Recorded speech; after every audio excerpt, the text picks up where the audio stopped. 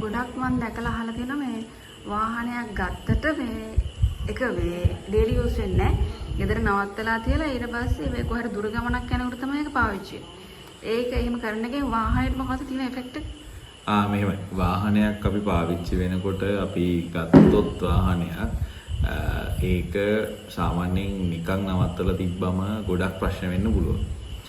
උදාහරණයක් හැටියට battery life එක. ඒ කියන්නේ අපි දැන් හිතන්නකෝ අපි වීකෙන්ඩ් එකේ විතරයි පාවිච්චි වෙන්නේ. ඒතකොට සතිය දවස් 5ම නිකන් වාහනේ නවත්තලා තිබ්බොත් සතිය දවස් 5ටම බැටරි එකේ වේස්ටේජ් එකක් තියෙනවා. ඒ කියන්නේ බැටරිය charge වෙන්නේ නැහැ. ඊළඟට එකම තැනක අපි ගොඩක් විට මේ වගේ වාහන වැඩි පරිස්සමට හොඳට දාලා වාහනේ මේකක දාලා කාපෝච්චියක ලොක් කරනවා. ගරාජ් එක දාලා. එතකොට වෙන්නේ මීයෝ කනවා. මීයෝ වයර් කාලා ඊට පස්සේ ඔන්න ගෙවිලා අපි ස්ටාර්ට් කරනකොට අපි දන්නේ නැහැ ඔන්න ලයිට් පත් වෙනවා අරපත් වෙනවා මේවපත් වෙනවා එහෙම. ඊළඟ දේ තමයි ඊළඟට තව වෙන්න පුළුවන් ගොඩ දෙයක් තමයි ඔන්න අපිට එනවා සමහර වෙලාවල් වලදී බැටරිය වීක් වෙලා ජම්ප් ස්ටාර්ට් කරලා ඒක දඟලන්න වෙනවා.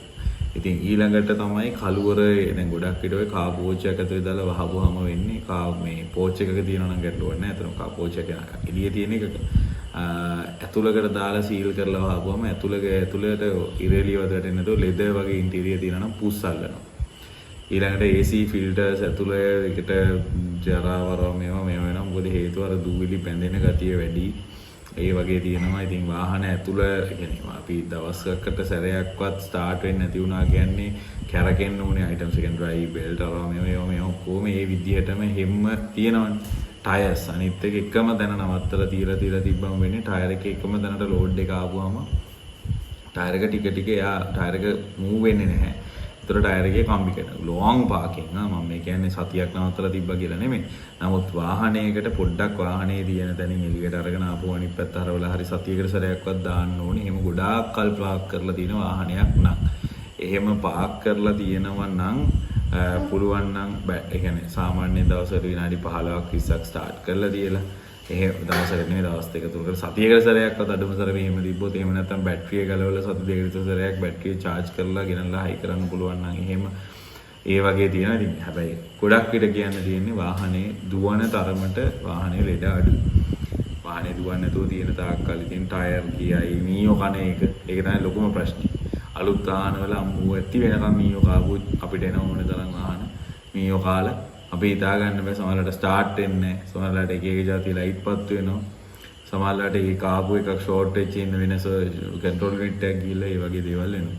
ඉතින් හොඳම වැඩේ තමයි වාහන අරගෙන ගොඩක් නවත්තලා තියන්න නැතුව පුළුවන් නම් වාහනේ සතියකට සැරයක්වත් පොඩි රවුමක් දාලා දුවලා ඇවිල්ලා පාක් කරන එක.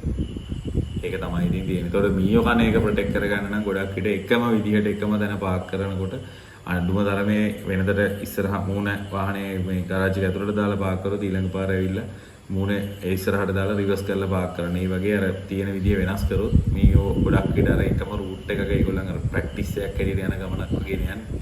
ඊළා කාලා බීලා ඇතුලේ ඉන්නේ ඇවිල්ලා කූඩු හදාගෙන බැටව් දාගෙන ඉන්නේ. ඒ වගේ අර වගේ රූටින් එක කියන්නේ යන රූට් එක වෙනස් වෙලා තැන මාරු වෙලා එහෙම තිබ්බොත් ගොඩක් විට මීයෝ ඇටැක් කරනවා අඩුයි. ඩැමේජ් කරනවා අඩුයි. ඒක තමයි ඉතින් කරන්න වෙන්නේ. නිකන් නවත්තලා තියෙනවා නම් නිකන් නවත්තලා නොතිය දුවන්න පුළුවන් නම් ගොඩක් හොඳයි.